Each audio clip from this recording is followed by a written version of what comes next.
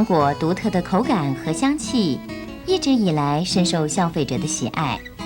在台湾，它的栽培面积早已超过2万公顷，尤其以味美多汁的爱文栽培最广，其次为土芒果、海顿、凯特、金黄、圣心、台农1号等。台南县是台湾芒果的盛产地，屏东县位居第2。另外，在高雄县、嘉义县等地也有零星的栽培。不同的品种产期不同，但大致是由南而北陆续出货。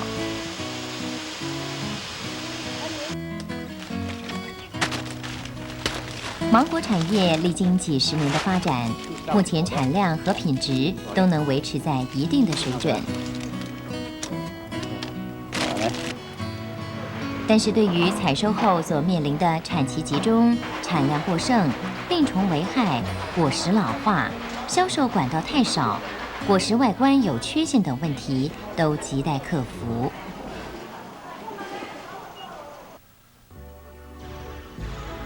芒果在采收后，果实会产生一些微妙的生理变化，稍不留意还会影响到芒果的风味和品质，所以必须格外的小心。芒果的果实外表虽然有果粉、果蜡保护，但水分还是会从皮孔、伤口上蒸散，使得果实皱缩，失去了商品价值。采收后还会有呼吸高峰的出现，在呼吸高峰后，芒果果实中的乙烯会上升，促使芒果后熟软化，糖度增加，口感宜人。芒果果肉内也含有丰富的胡萝卜素类，其中主要成分是贝塔胡萝卜素。另外，芒果在采收后的后熟期会逐渐合成特有的芳香物质。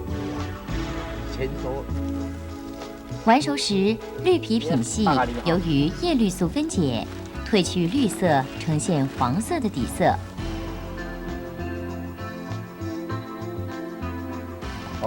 而红皮品系则因花青素的红色素生成而形成了鲜红的颜色。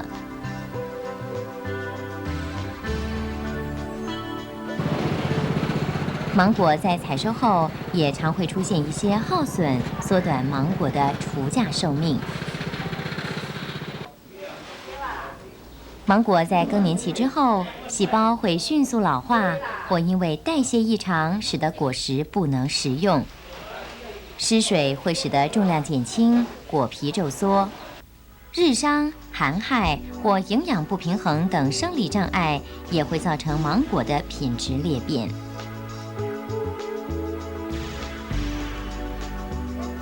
处理流程中动作粗鲁，会使果实受伤。伤口是水分散失及病原菌侵入的场所，也会诱使乙烯产生及提高呼吸率，使得芒果的品质大打折扣。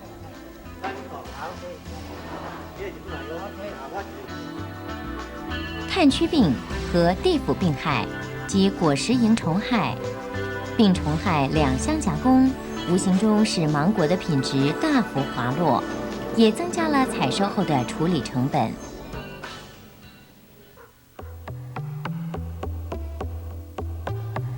越成熟的芒果风味越佳，所以大部分的品种都以树上的完熟果作为采收的标准。但是完熟的果实出价寿命短，处理困难，而且有些品种受本身生育特性的限制，所以必须将采收的成熟度做适当的调整。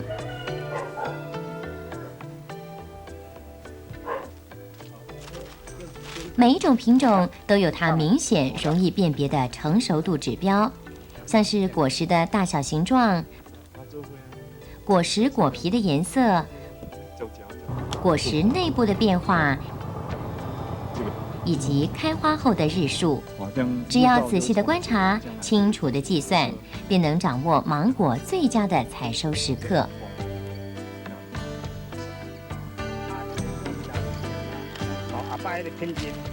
分批套袋，并在袋子上做记号，可以节省采收时的判别工作。带梗采收可以避免乳汁导管受伤破裂，对果实果皮造成伤害。芒果套袋具有保护的作用，所以果实采收后，连纸袋细心地放入硬塑胶篮中，每层再以旧报纸或海绵垫衬着。装满后，先放置在树荫下或阴凉处，以免阳光直射破坏了品质。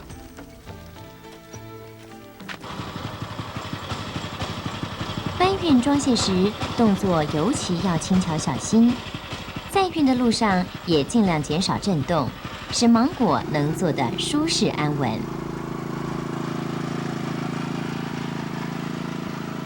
集货场必须能遮风防晒，保持阴凉及清洁卫生，以降低果实蝇及病菌感染的风险。芒果在采收后到送进集货场的阶段，最容易发生擦压伤。这时候，除了必须对果实格外的细心温柔外，在采收前最好就先将原路及作业道整修平整。集货场的大量搬运也尽量以机械化代替人力。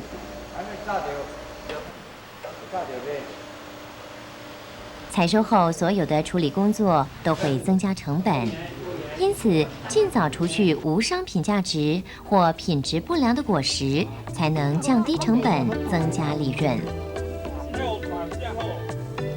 果实的大小、成熟度、果形、果皮颜色、果实外观有无缺陷，糖酸度、风味有无农药残留或使用禁药等，都是选别的依据。依照这些标准挑除不合格品之后，再依果形、颜色将合格品分为特级、优级和良级。芒果在选别之后，为了方便包装、计价及销售，往往需要分级。分级的时候，首先应该考虑果实的生长及品种特性，其次为消费习性。消费习性会引导生产方向，而左右果实的大小。最后是实用性，不宜分级太细太多，增加消费者的困扰，而降低购买欲望。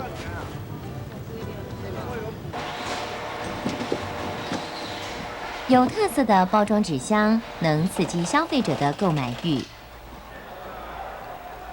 芒果的包装纸箱有6公斤、12公斤及18公斤等，分成单层和双层。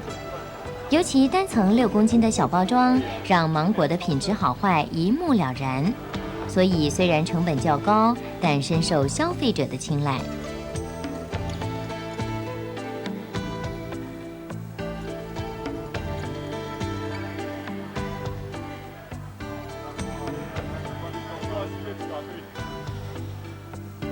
芒果的总重量应该超过标示重量，千万不可贪小便宜，塞进过多的纸丝或报纸。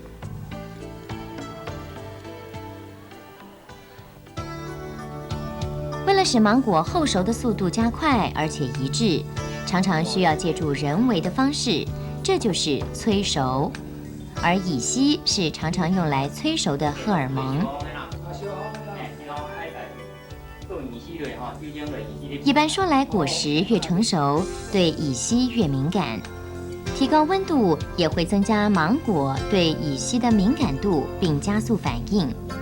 所以在催熟时，温度通常控制在摄氏30到38度之间。同时，为了避免乙烯外泄及便于控制温度，往往会在密闭的空间进行。芒果在催熟时，果实本身的呼吸作用会使氧气降低，必须换气以补充氧气。换气后，乙烯浓度也会受到影响，必须再添加。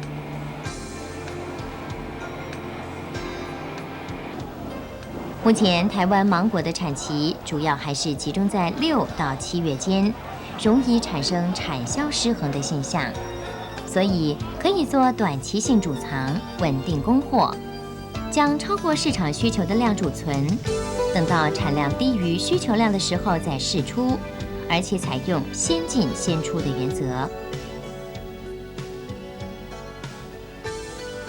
低温下虽然可以延长芒果的寿命，但是芒果是热带水果，低温下会产生寒害，果皮呈暗色不转色，回温后容易腐烂，所以芒果硬熟果贮存温度需要在寒害温度之上。很多热带水果成熟度越高越耐低温，芒果就是一个明显的例子。所以芒果的软熟果贮存温度以摄氏1度为最佳。贮存时还必须注意湿水的问题，提高湿度或用 PE 膜包装都可以改善失水的现象。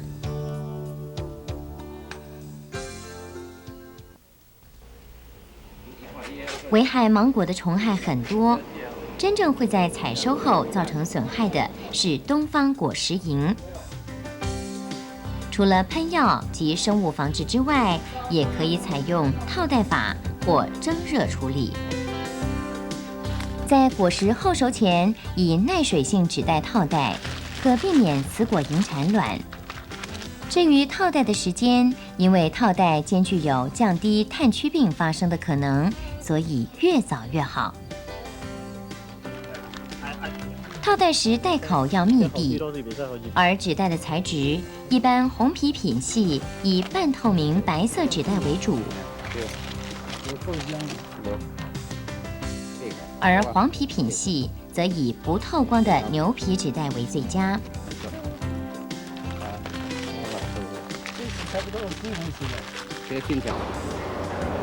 蒸热处理就是将果实放置大约摄氏42到51度的湿热空气中，使果实中心温度达到摄氏46.5度，并维持30分钟，就可以杀死已产在芒果中的果实蝇虫卵或幼虫。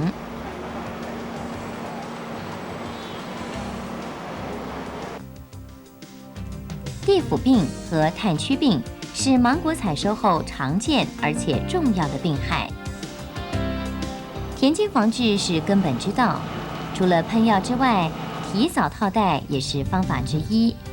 套袋可以减少感染的机会，更进而减少发病的几率。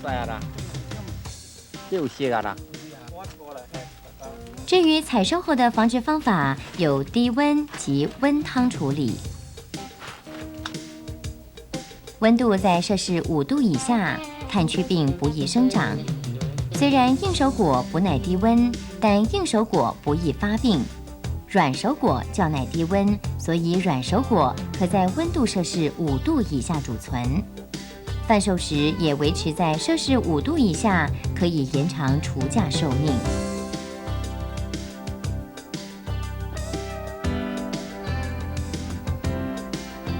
芒果经过55度C 温水浸泡5分钟后，果实炭疽病明显的减少。温汤处理能促进果实后熟着色，但容易破坏果实果皮的蜡层，造成失水。以 PE 膜包装、浸蜡或低温储存，具有保湿及防止失水的效果。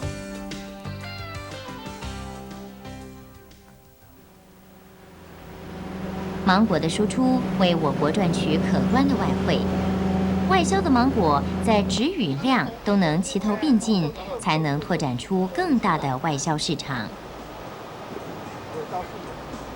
外销8分熟的爱文芒果，约为开花后90到100天的果实，其外观呈现梗洼笑凹，果实饱满、坚硬，果皮颜色浅淡，内果皮硬化，且果肉转黄部分达1半以上的特征。为了防止乳汁污染果皮，剪果时宜留果梗1到3公分，并尽量避免在搬运时碰断。剪果后不除袋，以免运输时产生擦压伤及乳汁污染，并轻巧小心地装进硬塑胶篮内。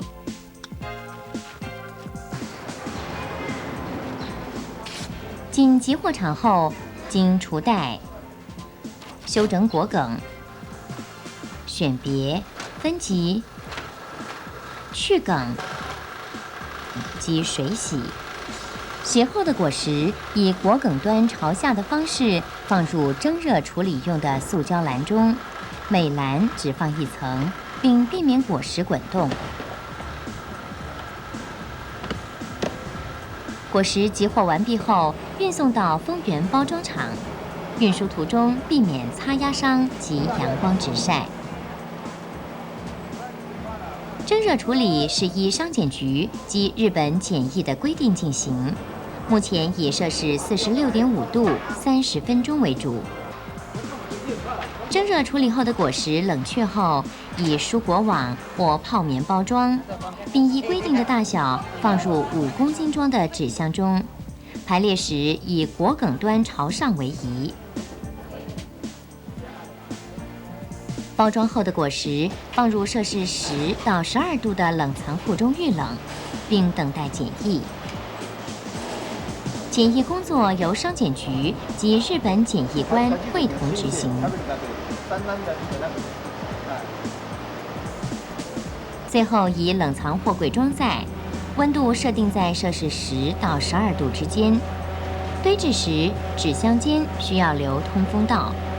经过4到7天的船运时间，就可以抵达外销地区了。每一种水果皆有它的品种特性以及最佳食用状态、时间与方法，芒果也不例外。因此，除了注意小包装以招来顾客之外，在出价销售时，也可以用海报说明生产状况及处理过程。另外附上成熟度的判别、冷藏方法、用途、食用方法等，让消费者吃得安心、吃得好、吃得合理。芒果是易腐性的水果，所以软熟后，无论贩卖展示或短期储存，皆以控制在摄氏5度以下为宜，或以 P1 膜包装，放置于摄氏10度以下。更何况低温下的芒果更能显现它的香甜风味呢。吃的健康是消费者的心声，生产者除了提供安全的果实外，也需要让消费者了解芒果特殊的营养成分及各养分的含量。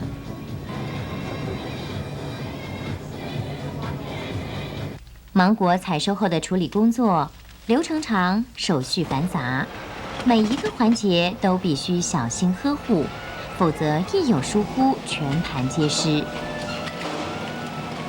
所以各阶段的工作分配及时间设定需要发挥高度的合作精神，才能使芒果维持最佳状态，成为消费者口中的最爱。